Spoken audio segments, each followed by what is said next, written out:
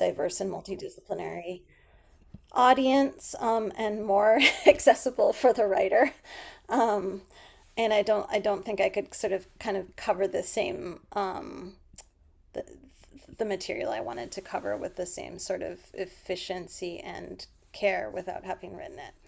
So, with that being said, I will go ahead and get started. So let me just bring up this PowerPoint.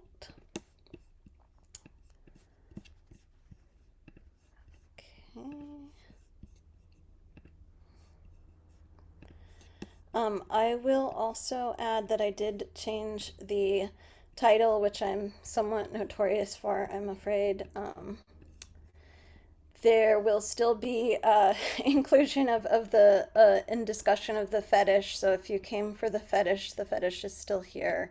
But otherwise, I think that this title actually more accurately reflects what I will be covering. Okay. Okay. So, all right, so new title to do justice to madness, orienting to the politics of phenomenological psychopathology. Okay, so first, while I hope I don't just come off as an ex-philosopher with an axe to grind, I do want to acknowledge a strong degree of affect involved in writing and arguing this piece. For me, the stakes of how we think about psychosis or quote-unquote severe psychopathology are not simply abstract, nor clinical, not a property of persons I work with and then leave behind. Psychosis in the community of people with psychosis, my own experiences, family experiences, immersion in a deep and intractable way, has shaped me as far back as I have memories, not as an object of interest, not as an intellectual provocation, but as a reality, as love, as heartbreak, as moral imperative. And further, psychosis that could never be divorced from the structural vectors of poverty, incarceration, and various neoliberal welfare schemes, but has always been intimately bound up with them. And there is, therefore, anger in all transparency that animates this work and what I'm about to say. I want to start by returning to the scene of a presentation I gave in the fall as part of Too Mad to Be True, an international conference on the philosophy of madness and the madness of philosophy, as it was titled, in Ghent. I was wary from the outset, not because of the organizers, but rather the topic, for reasons I could articulate and for reasons I couldn't at the time. After some months of deliberation, I decided to tackle, not in an especially deep way, but a pointed way, the politics of the philosophy of psychopathology, or more narrowly, phenomenological psychopathology. As an initial point of reference, and some of you may have been there, in fact, I was just scanning the list, so I know some of you were there. As an initial point of reference, I quoted from Giovanni Stangolini's 2004 Disembodied Spirits and De-animated Bodies. Okay. And here I just want to pause and say that really sort of the title alone, if we really think about it, already alienates. And all of you in the audience, and some of you I know have lived experience, but kind of how many of us, whether or not we have experienced psychosis, would want to be identified as either disembodied spirits or de-animated bodies. But I'll recite the particular text I'd quoted, which is also up here on the slide. Schizophrenia is a pathology of the dialectical process between your own bare individuality and the mores and institutions of the society to which you belong. That interplay in which every individual participates, that looking for your own personal appropriation of these mores, grinds to a halt. Emotional coldness and moral idiocy are wed in these people. Their distance from their own emotions does not allow them to perceive the other as another person. Without emotions, the world loses its reality. It becomes a play, a game, whose rules can be made or ignored as you will. One would hope that one wouldn't even need to make the case that what Stangolini accomplishes here, among many other problems, is the assertion of a kind of moral death. An Agamben homo soccer status, if you will, bare life, or should we simply repeat, the moral status of disembodied and de-animated life. and here the image has always flashed through my mind of the well-dressed philosopher walking past a figure on the streets, a bag lady or rough sleeper in the dead of winter, talking to themselves or to their voices perhaps, as the philosopher recites in his head, "No skin off my teeth, after all, emotional coldness and moral idiocy are wed in these people. Their distance from their own emotions does not allow them to perceive the other as another person." Since 2004, when Disembodied Spirits was published in the INPP Oxford University Press series, and presumably peer-reviewed by Philosophy of Psychiatry leadership, I'm not aware of a single critique or commentary that has specifically taken Stangalini to task for the ethical and political ramifications of this work. Indeed, that has even recognized that such ramifications exist.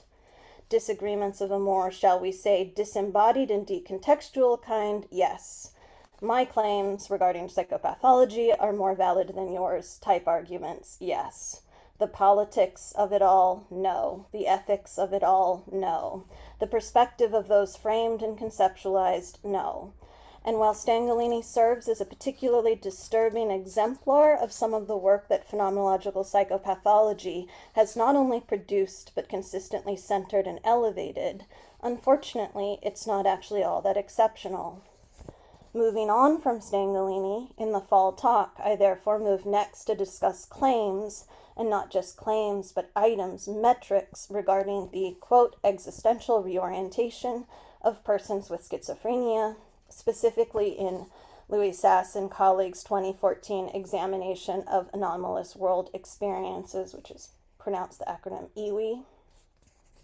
Since the purpose of this talk is not to rehash all these arguments, suffice to say that, content aside, the belief that second or third-hand observers can or ever should confidently define the, quote, existential reorientation of an ultra-marginalized and heterogeneous minority group, transculturally to boot, strikes me as extremely problematic, philosophically indefensible, in fact.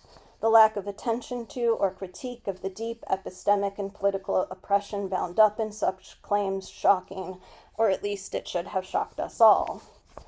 For those who are still not shocked, but perhaps more perplexed by all of this, consider that claims regarding the different alternative or impaired morality and existential orientation of persons with disabilities are not some new and clever innovation of the late 20th century phenomenological psychiatry, but in their unvarnished and perhaps more honest form, date back at least 2 centuries.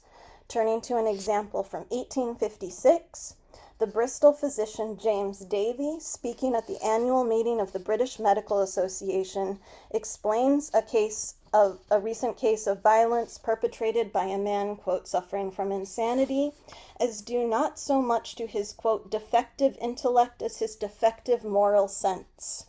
Or, he continues, congenital moral idiocy, having come into the world without the ordinary moral feelings and attributes of man.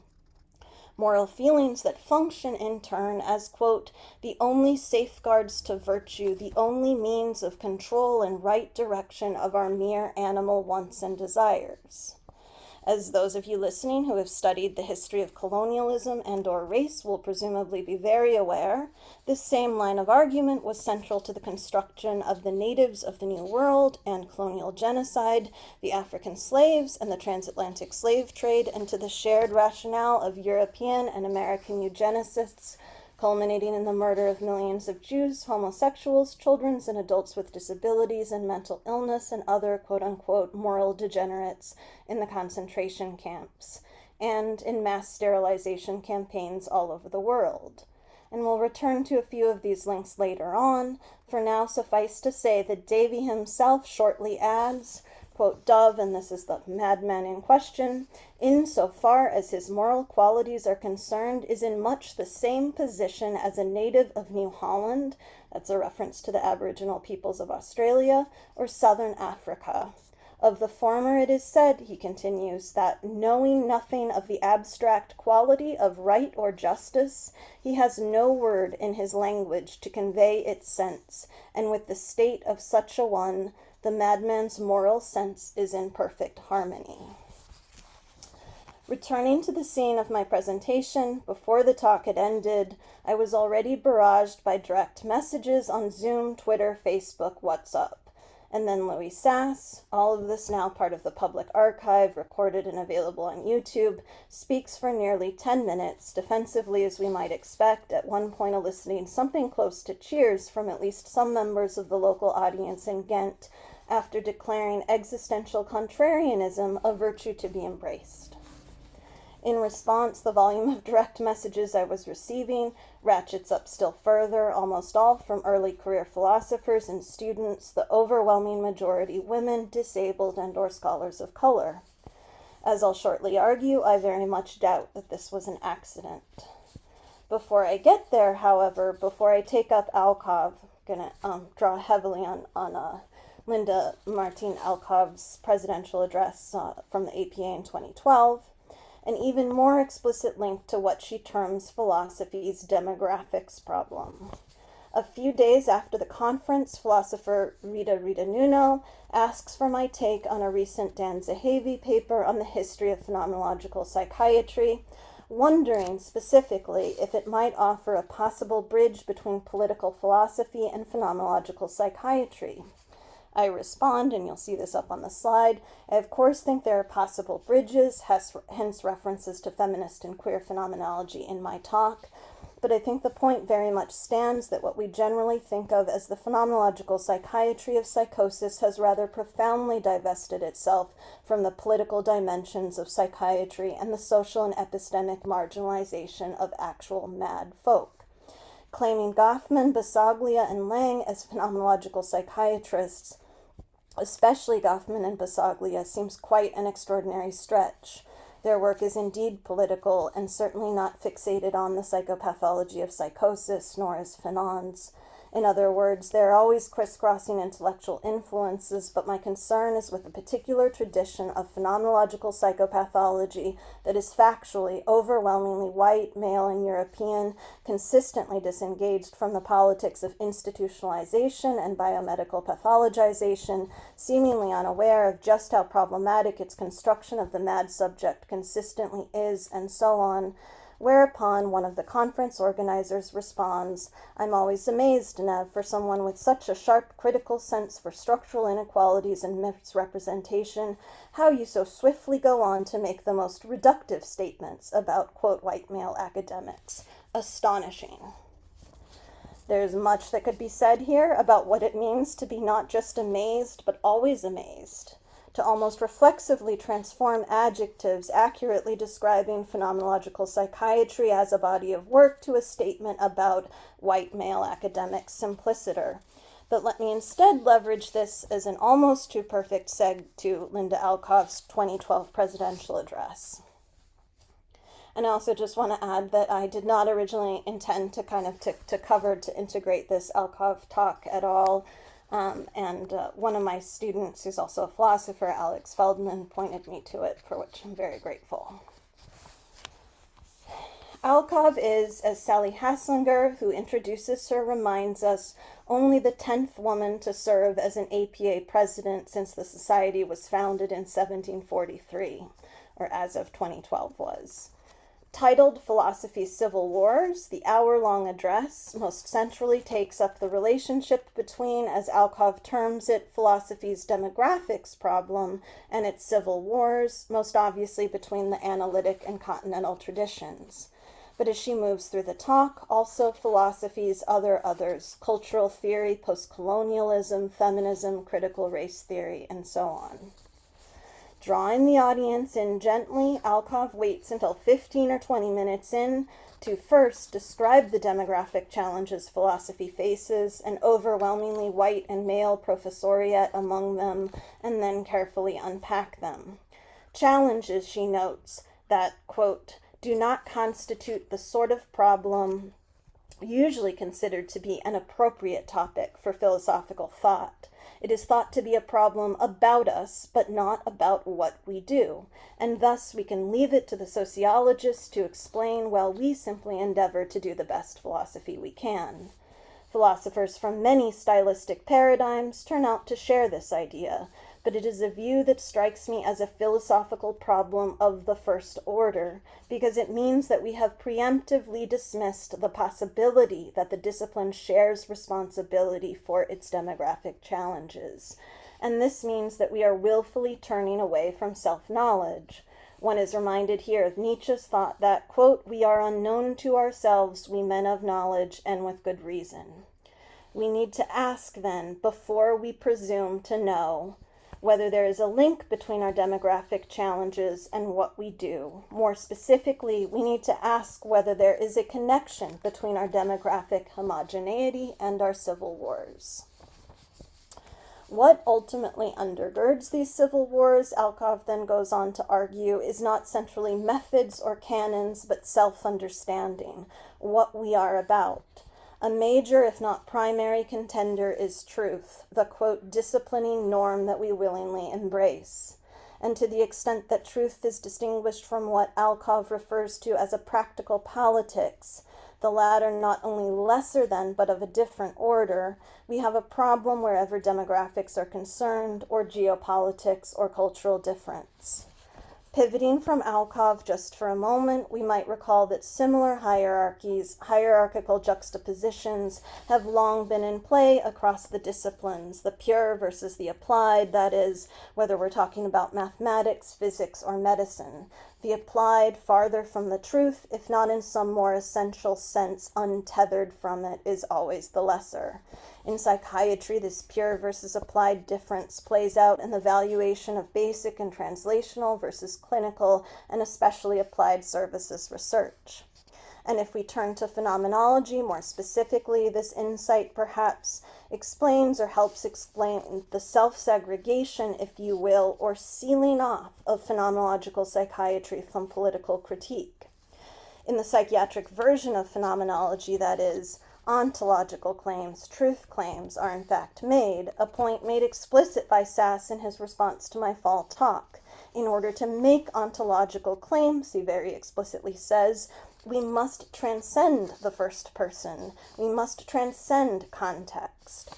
In so arguing, Sass also gifts us a further iteration of this structuring opposition, raw material narrative informancy versus the truth work of the philosopher or phenomenologist or scientist who, using his or her intellect and where applicable technology, finds the truth, discerns the truth, for of course truth is always already there, and describes it.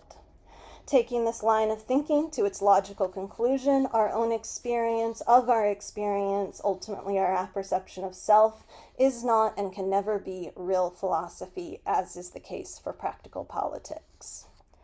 And it is then perhaps no surprise that in recent years, phenomenological psychopathology has increasingly turned to and engaged with not the political dimensions of psychopathology, but biopsychiatry.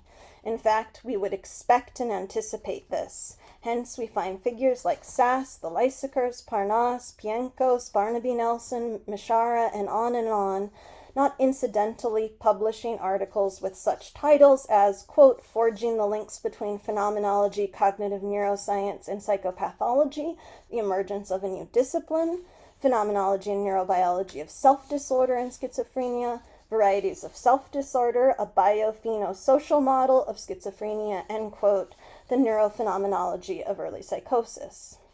And not, for example, ethical implications of the phenomenological construction of psychosis or phenomenological psychopathology and the political subject. My point here is certainly not that interdisciplinary work joining biology and phenomenology is no value, but rather that the turn psychopathology-focused phenomenologists have chosen to take is not merely an accident, not incidental, but that it tells us something or reveals something about the particular orientation to truth in this body of work. It's self-understanding, to return to Alcove, of what philosophy properly is and what it is not.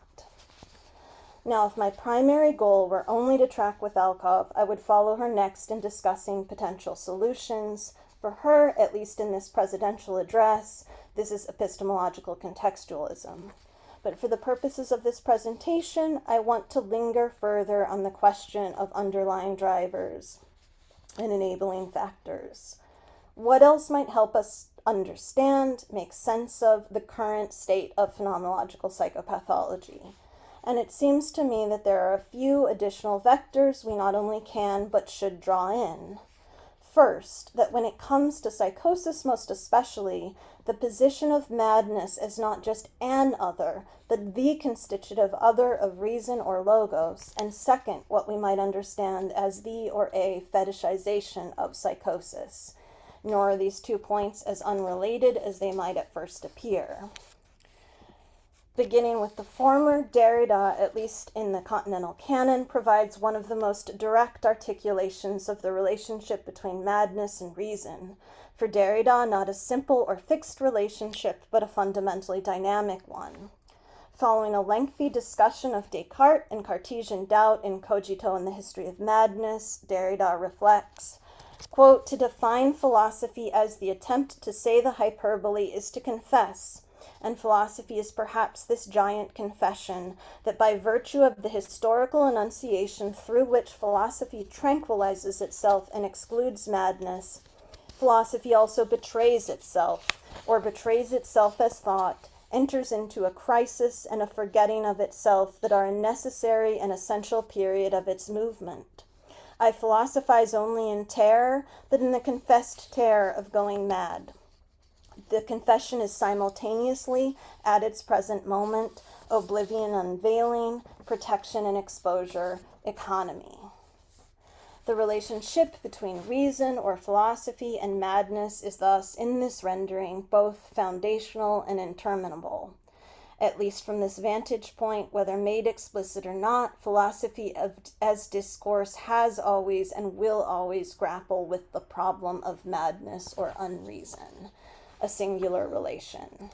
But there is something else here, in Descartes' language, in Derrida's language, and certainly Foucault's. And for those who don't know this context, this particular piece of writing of Derrida's is a response and a critique of Foucault's History of Madness, but with primary reference to Descartes. So, just to repeat, but there's something else here in Descartes' language, in Derrida's language, and certainly Foucault's, the affective states invoked: terror, fear, fascination, confession, but also a kind of exaltation and a sense of emotional as well as intellectual overcoming, however temporary it might turn out to be. For Foucault specifically, a certain sexualized dynamic is perhaps always bound up in the confession in its modern iterations, and the sexualized fetishization of disability has been much discussed in the critical disability studies literature. But even if we sidestep the more overtly sexual connotations of the fetish, this notoriously slippery, or to quote Pietz, discursively promiscuous and theoretically suggestive construct, it would seem to have much to offer here. Immediately, for one, the fetish links us back into a lineage of things or objects, broadly construed, products of Western colonization, domination. Links us, therefore, to another foundational site of constitutive othering that, like the othering of madness, is also coupled with observation and entitlement, voyeurism in all senses, a fascination with the exotic, and death. And if invoking death sounds overly dramatic here, it's perhaps helpful to remember that for all the abstraction of a philosophy talk, at the end of the day, we're talking about real people with real lives. We're talking about a history of actual enslavement and genocide, a history of actual eugenics and confinement, a history of actual physical and social death. Thinking that we're above this or outside it is always a mistake. In contemporary anthropological discourse, and I will get to the slide, but you can just look at it for the moment.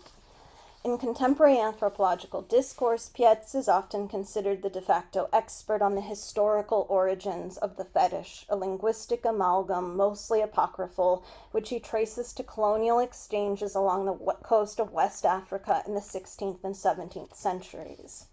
What ostensibly renders the fetish so foreign, distinct from an idol or representation of a spirit or deity, is the fact of its imminent materiality, that define colonial logics of the time, divine or supernatural powers are seen to reside in mundane and ordinary things, in turn investing them with value that traders of the time report as mystifying. We might therefore go so far as to say that the fetish represents in the colonial imagination a kind of primitive madness, and therefore also a madness visible only to the privileged Western observer, he who sees it but is not of it, whose culture has already transcended the vicissitudes of place and time, of context, to momentarily return to alcove. The naming of the thing, of course, allows a certain perception of mastery, of containment. And so I've more to say about the fetish, but just to for a moment comment on the slide and the images up here. I sort of couldn't resist putting these up, even though I don't explicitly discuss them. And I think there's a lot sort of to be figured out and to be thought through here. Jonathan Metzl, in his book, The Protest Psychosis, draws on some of these sort of African and Africanized images that appear in Thorazine and Stelazine ads in the 1970s and early 80s. He doesn't comment on sort of the contrasting slides being or ads being publicized around the same time. So if you look on the right side, this is a Stelazine ad, and these were, part of the same ad campaign, right? Which says some things are hard to improve on. And here we have, of course, a very kind of Western, kind of Western figure. I'm not actually sure whether this bust is supposed to be Beethoven.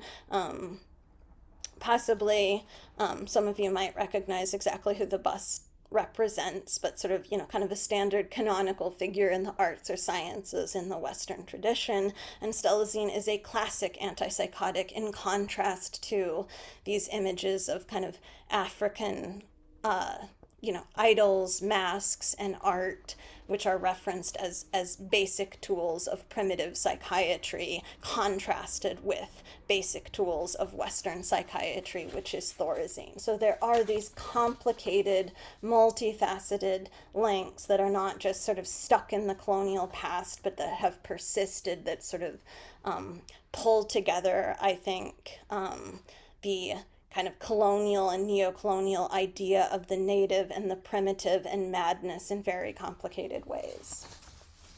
All right, so I will continue on with my paper now. But the fetish then subsequently takes on quite a life of its own, is embraced by Marx, by psychoanalytic theorists, in modernist art. In early psychoanalytic texts, for example, the fetish comes to name, as Pietz puts it, the, quote, power of a singular personal event or object relation to structure desire. For Marx, quote, the power of a singular historic institution to fix personal consciousness in an objective illusion. And there's one further layer, a bit of a joke in studies of the fetish, the reality that the idea of the fetish itself becomes magnetizing, fascinates and enthralls, and thus, however apocryphal or fantasied its origins in fact are, or perhaps because they were never really real, the West fetishizes the fetish. And there's a movement here, perhaps not entirely dissimilar to the economy Derrida describes between reason and madness. Bringing this all back to phenomenological psychiatry, we might speculate that madness, or psychosis specifically, or delusional states, are taken up by phenomenological theorists and clinicians in at least a somewhat parallel way. That the problem madness is taken to represent, if not the same in all respects, has parallels both in the Western colonial encounter with what comes to be termed the fetish and in the colonial observer's unwitting transfixion and capture within this relation. And above all, then, the structure of fetishization, colloquially, so just sort of jumping ahead now to contemporary English, what has come to be understood in two primary ways. First, a reductive sexualized fascination, sexualized objectification, or in the second standard definition, an unreasonable or unaccountable interest, overvaluation, as some dictionaries put it, that simultaneously and perhaps paradoxically also distorts and diminishes the overvalued thing. And not that the thing in question has no value in an absolute sense, but not for the reasons for which the fetishizer fetishizes. All this enables possibly, and so this is really sort of a speculative argument. This is a draft kind of conference paper for the purposes of this webinar. Enables possibly the philosopher of psychopathology to pen hundreds of excited and animated pages on the moral idiocy, the emotional coldness, the disembodiment and deanimation of schizophrenics, their antisocial existential values, their enthralling irrationality and distorted basic sense of self, without ever thinking them as real people. And not letting analytic philosophy of psychiatry off the hook either, to debate one factor versus two factor versus prediction error models, bottom up or top down, and this economy enables fill in the blanks. But now as I start to wrap up, and I hope that there will be lots of time for discussion, so I tried to make the presentation itself not over long. So as I start to wrap up and attempt to tie this all together, there is, I've argued, a problem, deep troubles really, with a body of work, a group of thinkers who, for all their ostensible investment in psychopathology and mental patients, seem to have positioned themselves above or outside, beyond ethics and politics. Alcove helps us think through what we might call initial enabling conditions, demographic problems synergized with the totalizing notion of truth. To be very concrete, the demographic problems present in phenomenological psychiatry include not only its demographic westernness, whiteness, and maleness, but also exclusion and subjugation of the very individuals with the experiences in question, except, of course, as informants stripped of any epistemic agency, an agency which can only truly belong to the trained phenomenologist with his distance from the subject, with his particular claims to the ontic, to truth. A notion of truth, then, a philosophical self-understanding revealed both explicitly at times and more implicitly in phenomenological psychopathology's embrace of neurobiological correlates, models, and sequelae, rather than engagement with the ethical and political subjectivities of the people, the real human beings in question, of their contexts and ours. But here we take leave of Alcove, whose arguments, never intended to be specific to phenomenological psychopathology, can perhaps only take us so far. Next in order, then, I started to think through dimensions of madness and phenomenological psychiatry that set it apart from, say, work on gender or physical disability.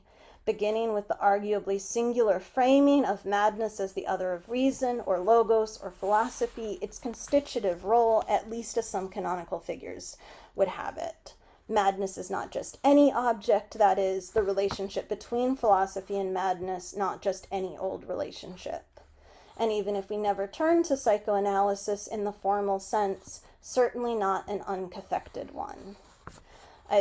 I then pivot from Derrida and Descartes, or I then pivoted from Descartes and Derrida to the fetish, primitive claim to the supernatural, immanent in everyday things, that we colonizers know better than to believe, even as we find ourselves transfixed by it.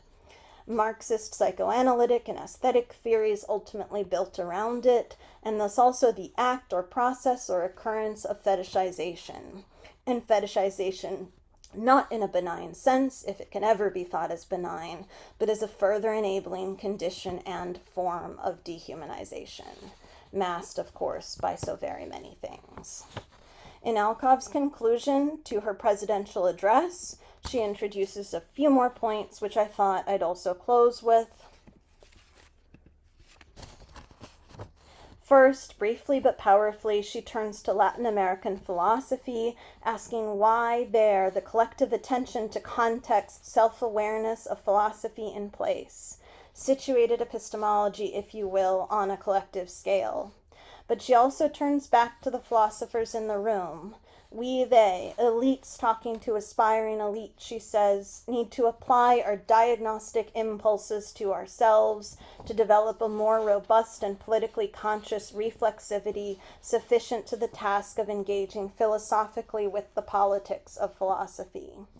And finally, while wars may well continue, I hope their moral stakes will become more apparent. When it comes to historically subjugated others, the moral stakes are, needless to say, always high. But in the context of psychiatry, I'd take this one step further and, as the idiom goes, call it high time, not just for a heightened awareness of the stakes, but a deeper moral reckoning. And that won't happen without real structural and institutional as well as individual change. And that's the end of my presentation. Thank you very much. Thank you, Nev Jones, for this great presentation. We're gonna now have, time for discussion. Can you maybe unshare your screen? Thank you. All right, so for the Q&A, I will just ask you to write down in the chat that you have a question, and if you're uncomfortable with asking yourself your question, or you can also write it down in the chat and I'm gonna read it.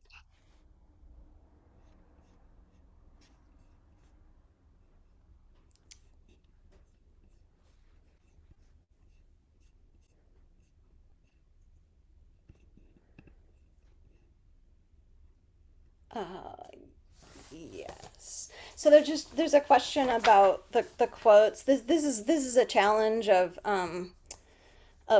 sort of this style of written talk, and so I'm happy to share with anyone. Obviously, it's not a published paper or anything. I'm happy to share because you just really, it's kind of really hard to demarcate kind of speaking or presenting orally the way it appears in the text. So happy to share that if anyone emails me. And then David, I think, just asked for the new title, To Do Justice to Madness, Orienting to the Politics of Phenomenological Psychopathology. We have a question from Amandine Catala. Yes, thank you. All right, so thank you so much for your talk, and really, I mean, most of my question is just a big thank you to your talk.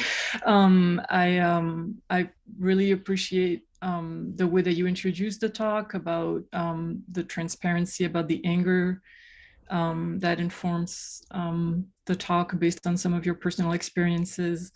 I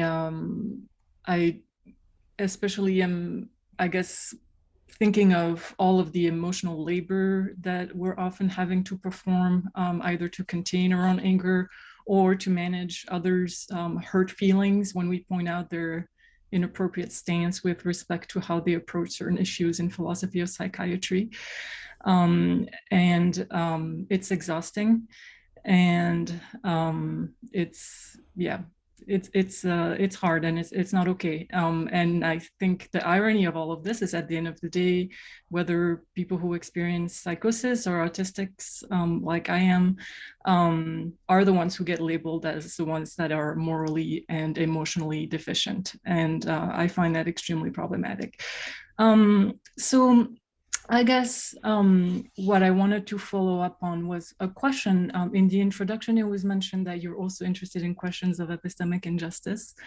And I was wondering to what extent you might be interested in the concept of epistemic exploitation related to some of the things that I've just mentioned. So this idea that was introduced in particular by Nora Bernstein, where basically minoritized individuals are being burdened with explaining their situation of oppression over and over again with absolutely no guarantee of uptake. So as a result, they end up having to repeat endlessly things that,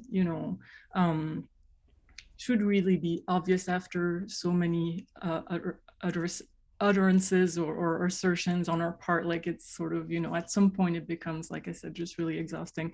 And so this idea, I think, of epistemic exploitation also sort of dovetails nicely, I think, with some of the themes that came in your analysis, like parallels with,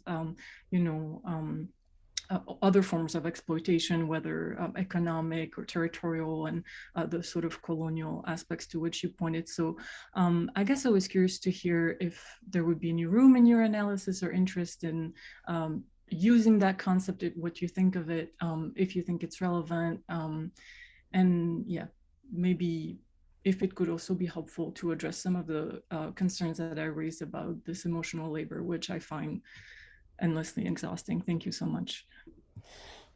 Thank you so much, Amandine. Yeah, I mean, absolutely. I mean, in fact, I contemplated when I was first invited to do this webinar, focusing entirely on sort of issues under the sort of broad umbrella of epistemic injustice. I think a lot of the work happening in this space is incredibly valuable, and it is sort of in a way like ratcheting up. So I think epistemic exploitation is sort of kind of getting, edgier and pushier in a positive and in a really important way.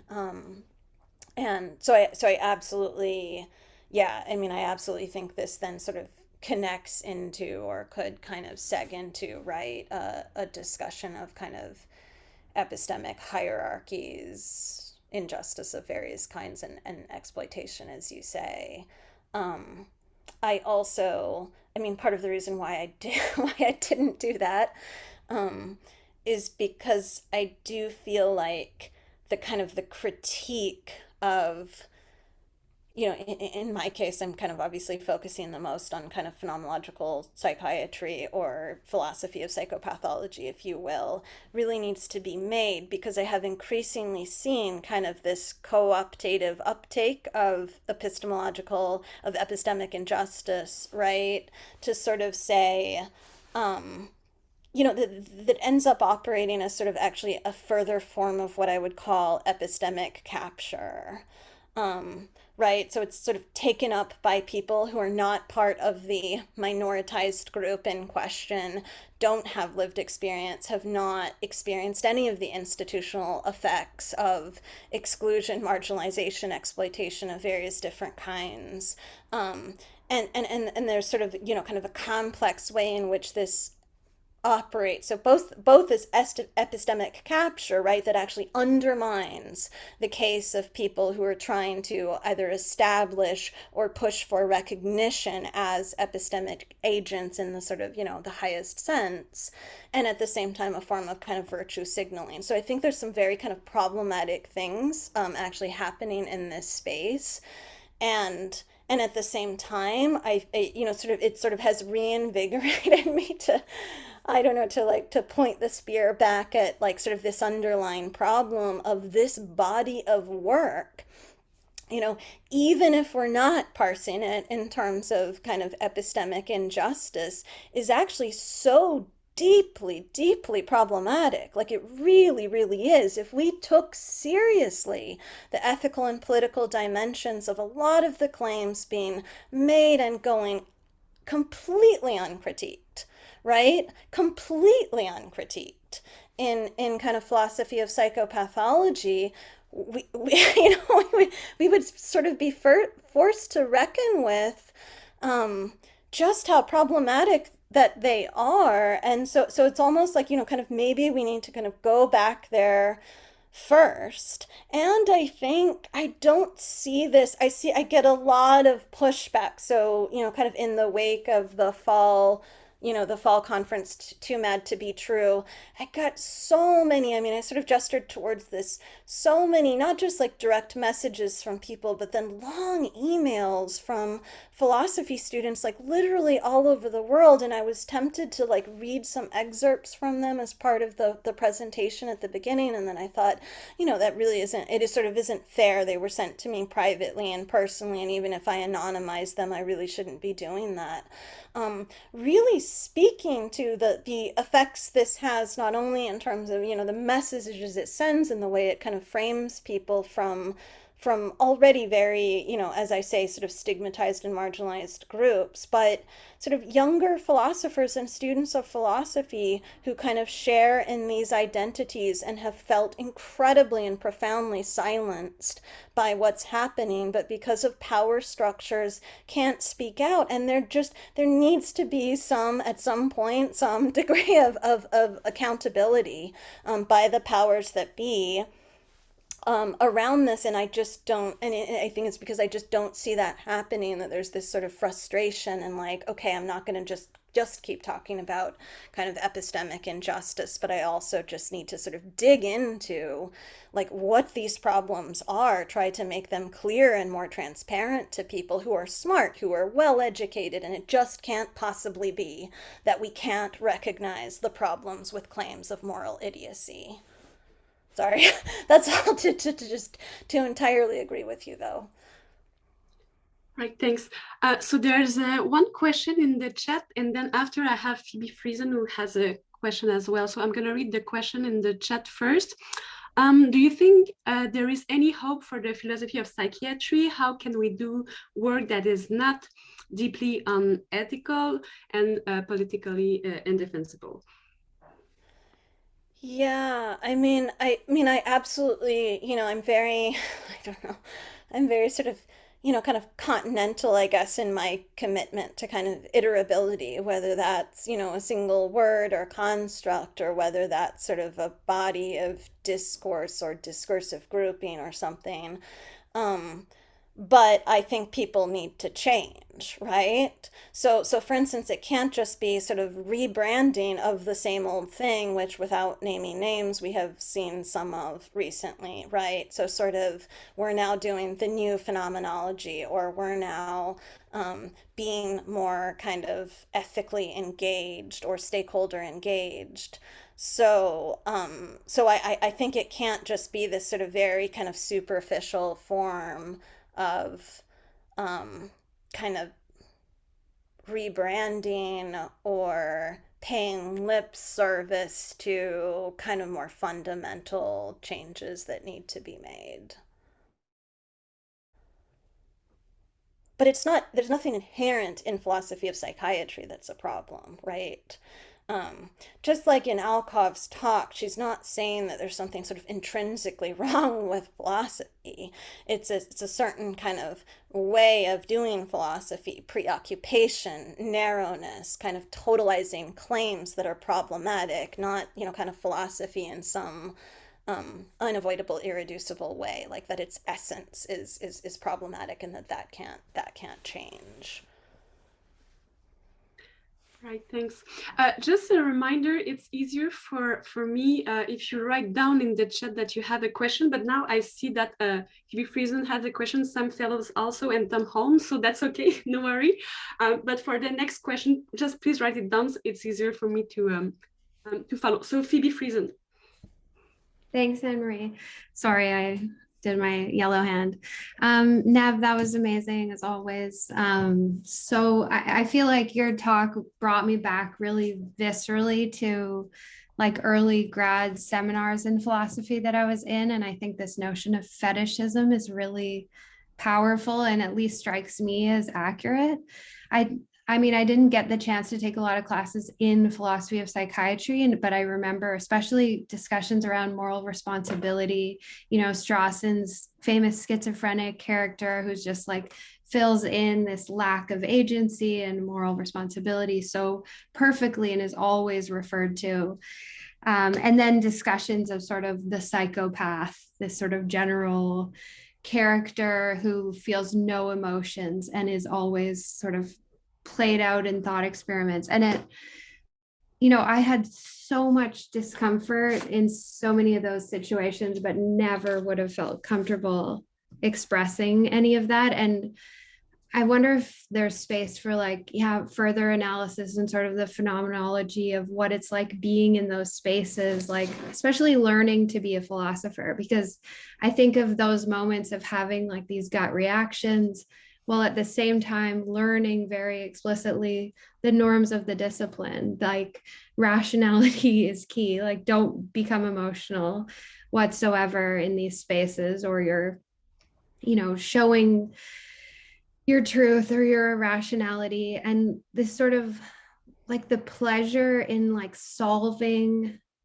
puzzles, these abstract kind of puzzles. Like there's such a playing with words and language and objects that goes on in those spaces. That's such a different way of thinking. At least, I'm coming from analytic philosophy as a background, and sort of like the use of thought experiments so casually without, you don't consider the implications. It's just sort of this, I don't know, like this fun. And to me, there is a lot of like alignment with what you were saying about fetishization in that space in general, around sort of like the methods of philosophy. And then it so easily gets applied to subjects where there really ought not to be that casual playfulness. So this is really a long comment, but do you think, there's space for that kind of analysis too, of the what it's like and what's sort of implicitly being learned about how to be a good philosopher in seminar rooms or spaces like that? Yeah, and I mean, it's so interesting, Phoebe, because I don't know if you've listened to or read, there is actually a written version of Linda Alcoves' presidential address, because you like you really should, because it is actually, I mean, much more than would have been directly relevant to my talk about the relationship between analytic and continental philosophy. And really, I mean, she's, of course, Alcove is really a continental philosopher herself. So, in a certain sense, there's a certain kind of loyalty and positionality there, but she's really kind of most centrally, therefore, kind of critiquing analytic philosophy's exclusion of continental philosophy, but really kind of tying this to kind of feminism, to postcolonialism, to critical race theory, and then kind of looping that back into demographic problems, to, like this is not just sort of an artifact, right? But there is kind of a fundamental relationship between them. And I think, although she doesn't really kind of move into the territory of sort of affect, right? But a lot of the discourse that she's referencing, like a lot of kind of work in feminism, obviously, is very much kind of preoccupied with sort of the exclusion of kind of the feminized domain of like affect and emotion. So I think if you listen to that address, you'll get a lot out of it. And I think there's a lot going on here. I actually originally, when I was putting together or kind of trying to conceptualize this talk, knowing it's sort of a mixed audience in terms of analytic and continental folks, I think I first thought like I should try to sort of dive more into the analytic, kind of especially the sort of philosophy of delusions literature, and I actually kind of attempted to, and then I ended up thinking, I just don't know it well enough and with the same sort of disciplinary kind of acculturation that you sort of get when you're being trained in one of these two schools. And I realize there are some more eclectic or mixed programs, but in my case, a very, very, very kind of continental training background.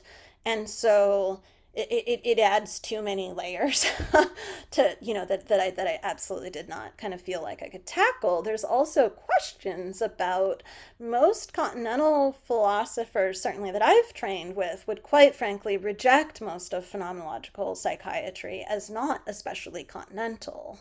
So, I mean, in spite of, and we know this, just that the continental analytic divide is much, much more complicated than just sort of what figures are you drawing on, right? So I think there's something kind of stylistic, and that in fact the de-politicization that we find is almost sort of anti-continental. But this gets so complicated and convoluted, so like, I just couldn't possibly tackle it all. But I think in my mind there's sort of this explosion of the different kind of layers and complexities kind of at play here. Thank you.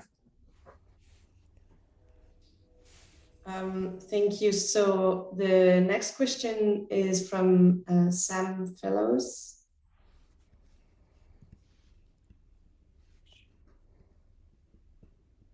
Sorry, 1 minute. Can you hear me?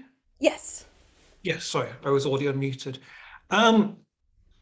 This relates to, I suppose, how we go about unsilencing things and, getting people like service users involved and getting their voice up, and potentially another barrier that, in a sense, could arise. So as an autistic individual, I've got a very strong interest in the how autistic people think about autism. And the big thing that comes up is the neurodiversity movement. So it seems to me that a lot of autistic people are really big fans of the neurodiversity movement, and a lot of them really, really hate it. And there doesn't seem to be very much of a middle ground, certainly not online, and also among many I've actually met. So some people just don't care whatsoever. But if you care, it's usually one way or the other. And as part of this, it seems that on both sides, so both pro and the anti, there's things you just can't say. So if among people who are pro neurodiversity, there's things you just simply can't say.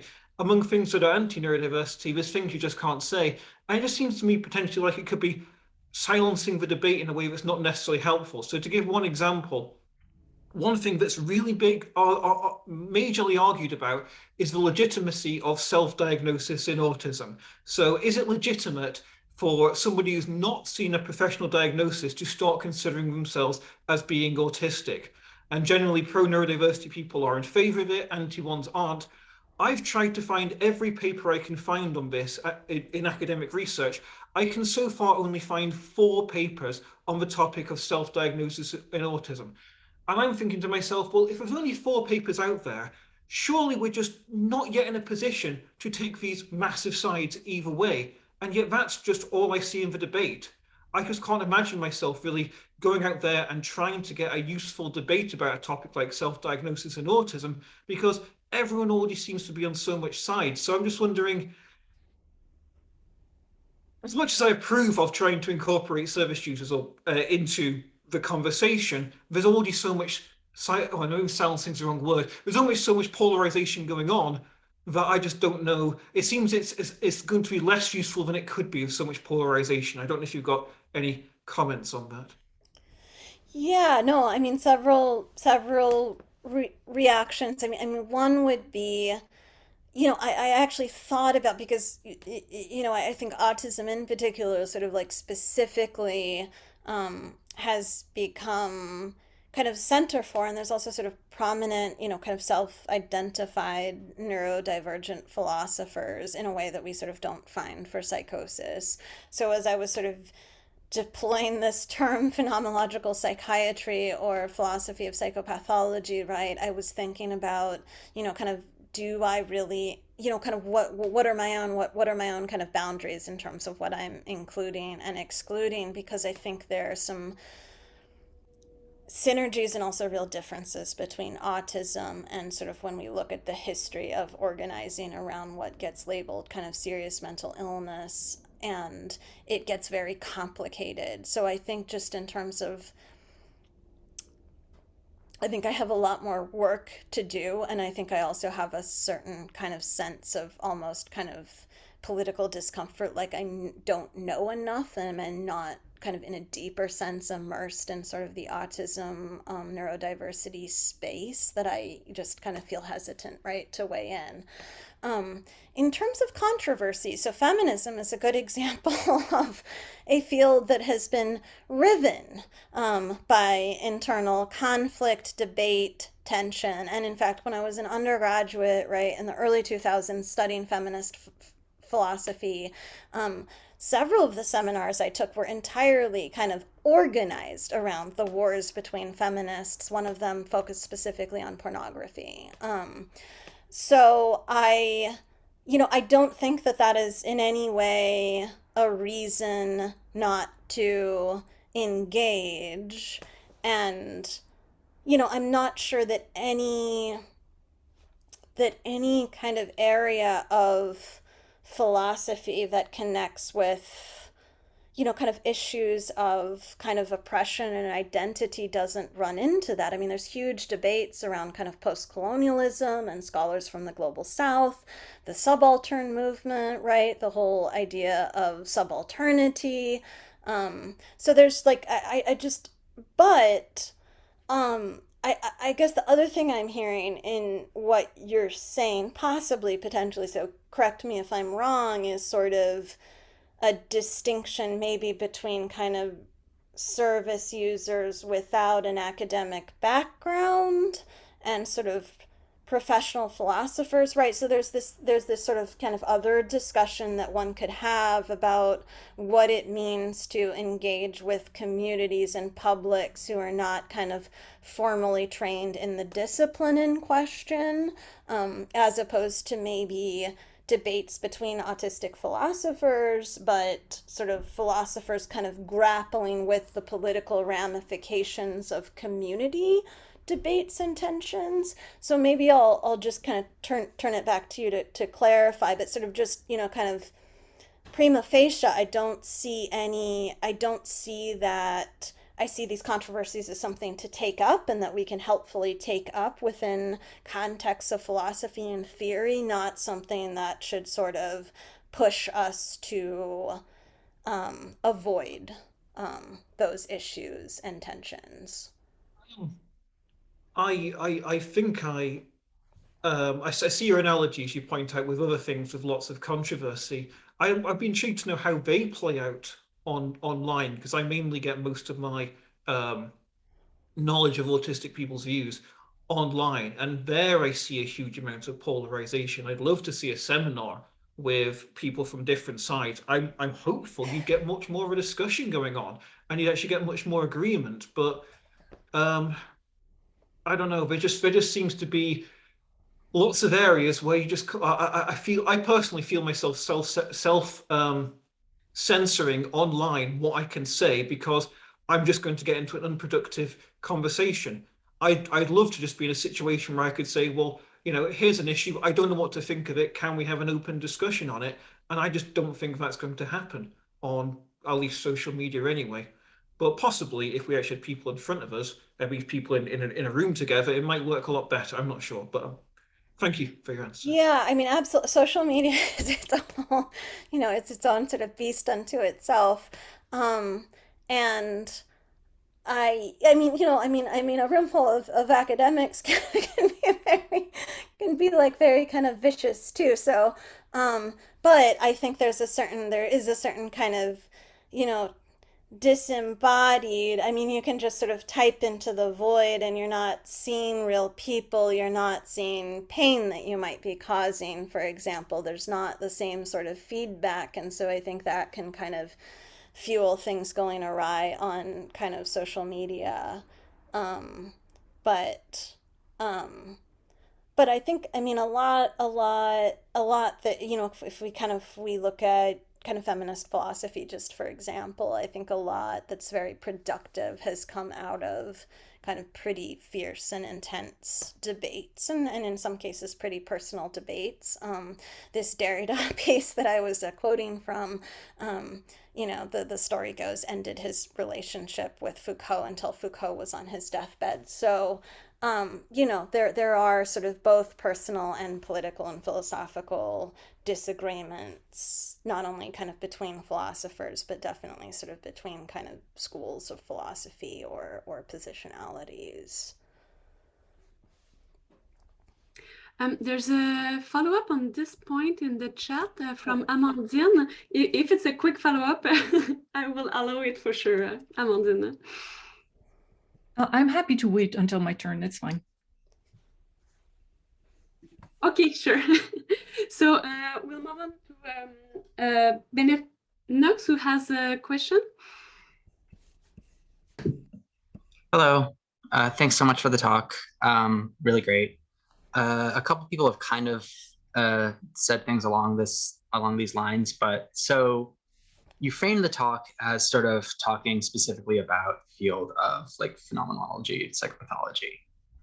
But then at some points you also sort of reference a more, what I think anyway, is a more general phenomenon than like most, if not all, areas of philosophy, where there's sort of like, you know, the casual use of madness as in opposition to reason, and like the sort of just casual use of mad people or whatever as like thought experiments or that sort of thing.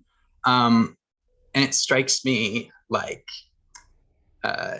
it matters for how we might want to move forward, whether we think this is like a specific problem with the subfield of like phenomenology, psychopathology, or if it's just like a more general feature of a lot of philosophy in the Western tradition. I mean, I can think of like examples of this, like in Aristotle, like, and I wonder what you think, like how much is this a problem of a specific subfield or like a general problem that all of philosophy needs to come to grips with?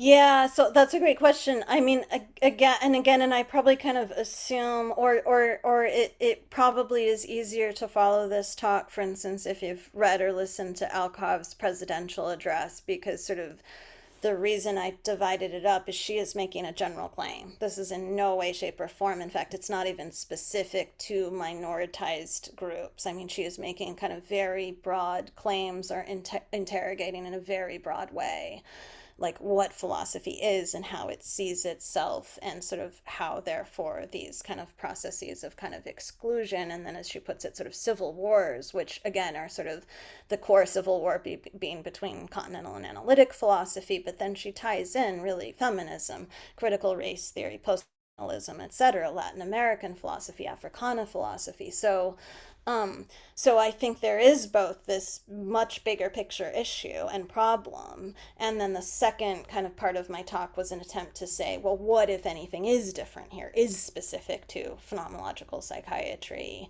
and very in a kind of a provisional way, because I don't think that I don't think that I have like the answers, trying to think about, are there also sort of specific things, because for instance you could not write for however much, and actually she has some great examples in her talks of like God, who the president of the World Philosophical Association or something, explicitly attacking feminism and calling it non-philosophy in recent times. So there's some really good examples in there.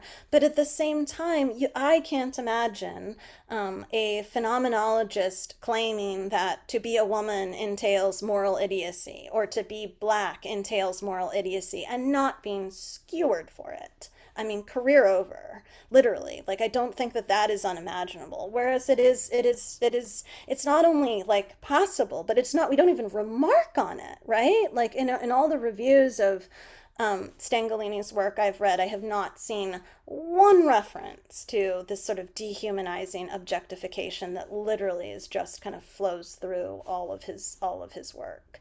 So there's similarities and there's differences, and so sort of the question in my mind would be, kind of what renders it so profoundly kind of politically possible to make these sorts of claims and face no critique. And if we just even think about kind of scholarly review processes, right?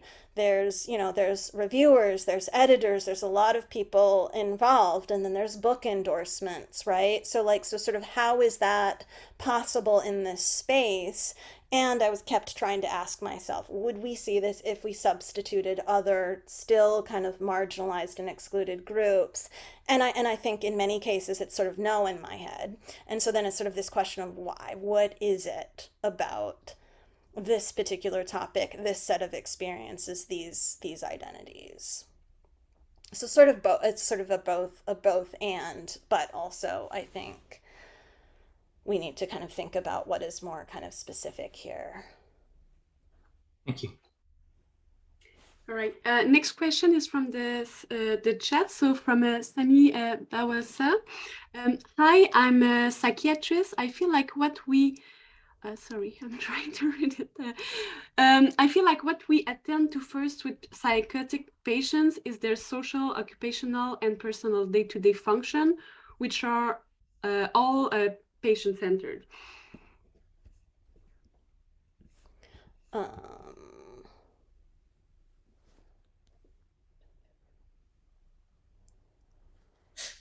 Yeah, I mean, I think so. I mean, my main hat, why actually like writing a philosophy talk like this is kind of very, very difficult because it's not what I normally typically do anymore.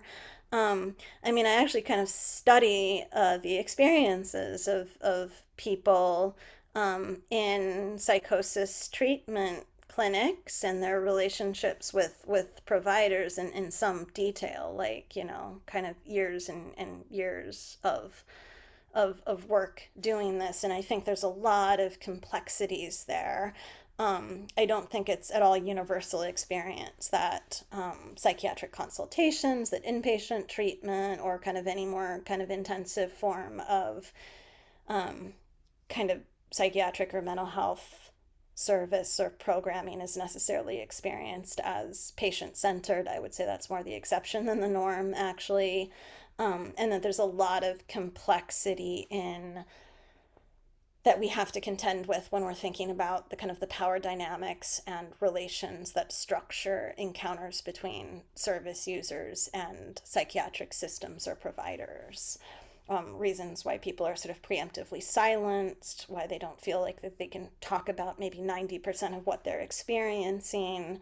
So it's very, very, very complicated. And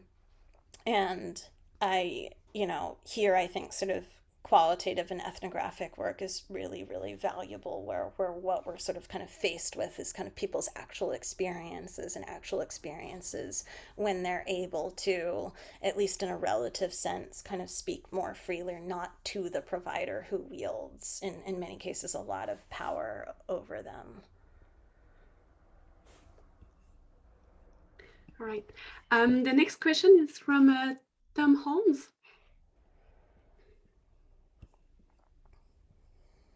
Mute. There we go. Thanks. Quick thing on my context. One, thank you for this talk, Nev. Again, I love your perspective on things. And it's interesting that you were just bringing up ethnography, because my background, in addition to being a social worker and at risk of, and I do that on purpose, of psychosis clinic here, the only one in Quebec, and all of its problems, and being part of a first episode program, which is, let's run through the checklist and are you meeting criteria kind of thing. Background in anthropology, and how so much of what you were describing is the colonial approach of colonial times anthropology, looking for these big true structures across time, even if they were coming from perhaps perspective of eventually liberating somebody, but still coming from a place of extreme power imbalances.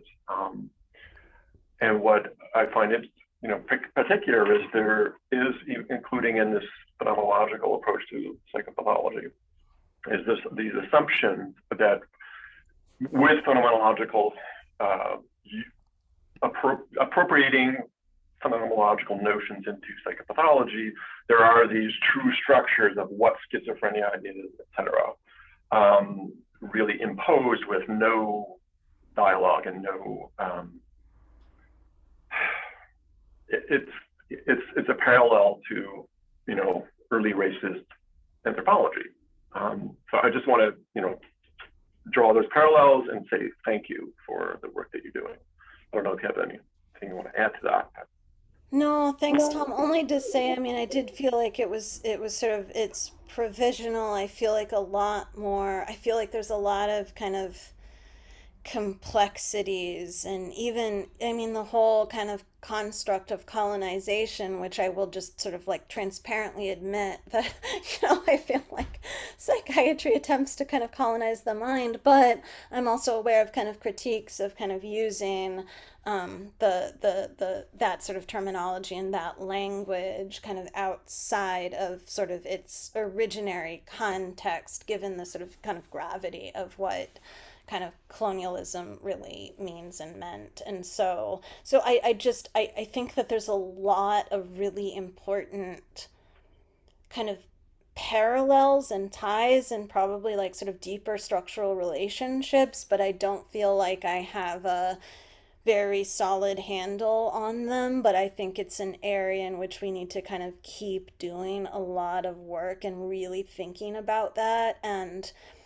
I was looking initially just for kind of early discussions of moral idiocy because I wanted to sort of establish that, like, look, this is not just some benign thing that Stangolini pulled out of a hat. These are sort of like, they're fighting words, and they're fighting words because they are attached to kind of a long history of how that language and how that thinking has been deployed and what it's meant.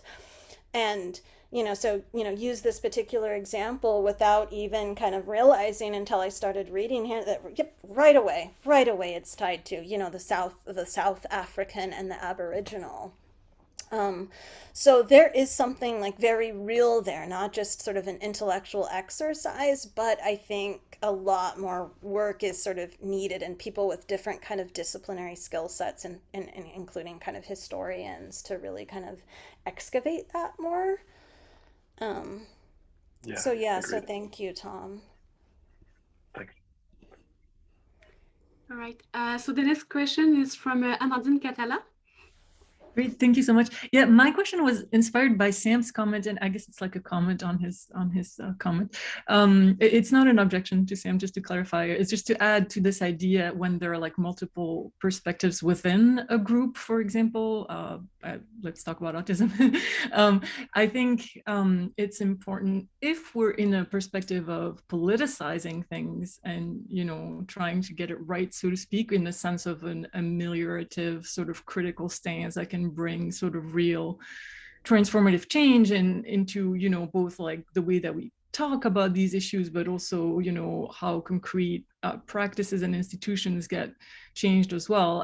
I think that we want to be careful not to grant just anybody's perspective, whether they are neurominoritized or neuronormalized, as like valid or not valid, just in virtue of, that's the whole point of standpoint theory, right? Is like, you want to have like a critical stance in this ameliorative sort of perspective. And I guess I want to add that because you do hear sometimes, let's sort of celebrate like multiple perspectives almost for the sake of it. And I think that just very quickly gets us to relativism. It doesn't need to, what I'm saying, like, does not need to lead us to silencing either. I'm happy to listen to perspectives and to talk with people and everything, but I also think there is a correct like view and thing that we need to do. And for me, medicalization of these issues is not the answer. I do think that's a profound mistake and a profoundly mistaken approach. And I just don't think that we can just say, oh, well, let's hear, from white people about white supremacy, just like we would Black people about white supremacy. It's like, no, you don't do that. Like, and the same thing with women's issues and self-determination. We're not going to go ahead and pull men just because, that's the inclusive thing to do. It's like, no. And not all women are feminists. And I think these women are wrong. And I think that's okay from critical standpoint theory. And I think that's what we want to be doing. So I just wanted to add that there, for what it's worth. Thank you. It's more common than a question, but I do think it's really, really important. Thank you.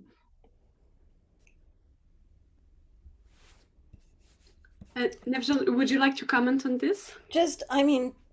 Just to kind of agree, and I think there's a very reductive way in which sometimes kind of service user or lived experience, and it's a very kind of leveling way, so that we're not,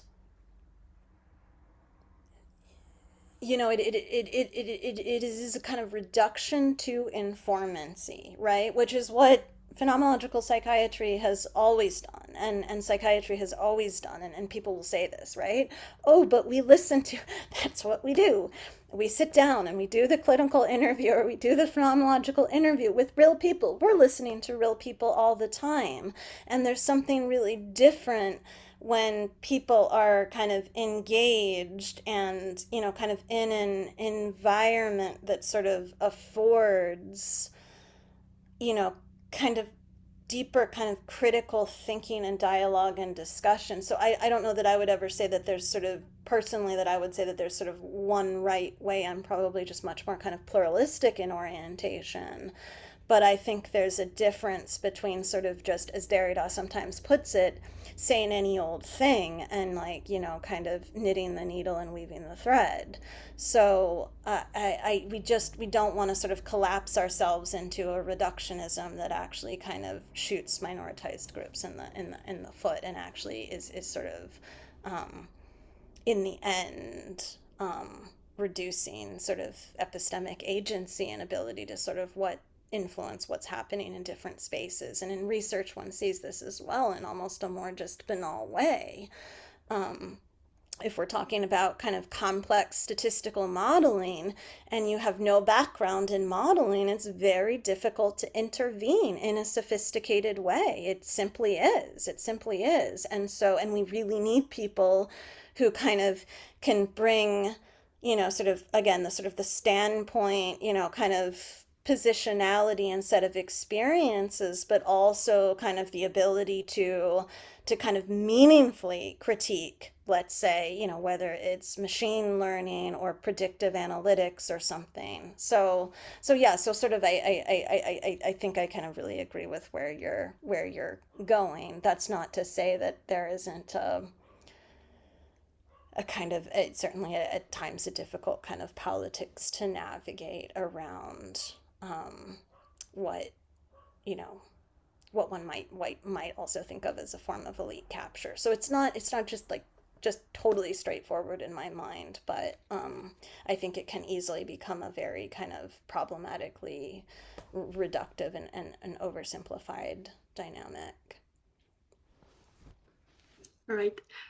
So the next question is from the chat. So it's from me. The question goes like this. What would be your recommendation for groups and individuals affected?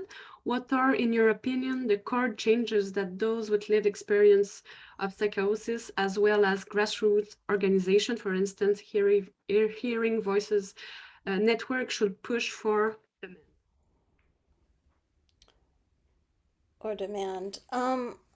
So here I would say, right, that it's sort of everybody's responsibility, and that it's sort of, and this is sort of like, I guess my kind of initial comments about sort of why at the end of the day I decided not to talk about kind of epistemic injustice, because in a way, I guess if there's some like kind of imagined fantasied goal in my head for a talk like this, it's actually to sort of push the philosophical powers that be to start thinking differently, to using critical skills that they manifestly do have, to actually kind of think and self-interrogate, and in terms of the final quote from Alcove, to sort of apply this kind of critical diagnostic lens to themselves.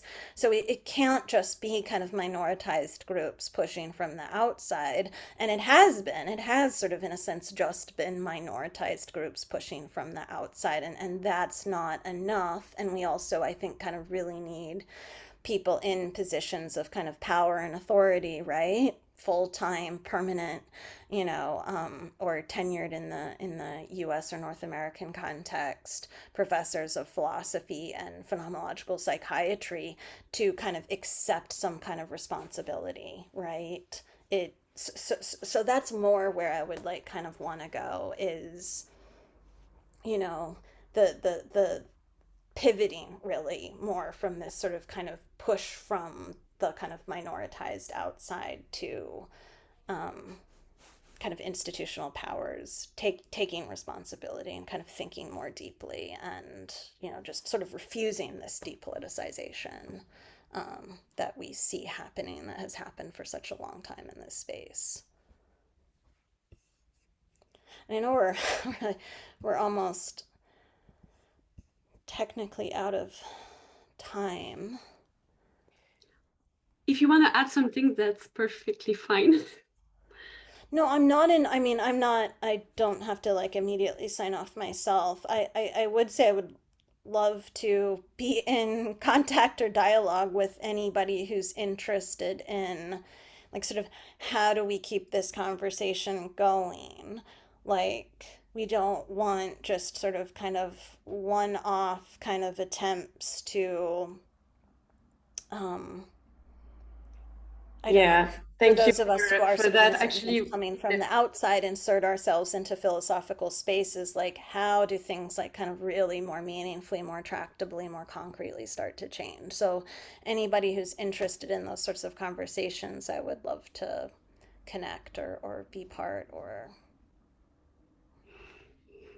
Thank That's you. great. I was just going to say that you can, any one of us actually can save the chat, the conversation of the chat by clicking on the 3 little dots. And so if you need to, or if you want to reread some comments or some questions, and that's something you can do. All right. So yeah, I think we are out of time, but I think the invitation has been heard. And well, I would like to thank you so much, Nev Jones, for this fascinating talk, and thank you to everybody who took part in the discussion after. I think it was a very great Q&A, and I hope a transforming one too in the future. So thank you so much, everybody, and you are invited to the next event of the webinar, who will take place in 2 weeks, always on Thursday at 12 p.m. Eastern time. So thank you again, and have a good day.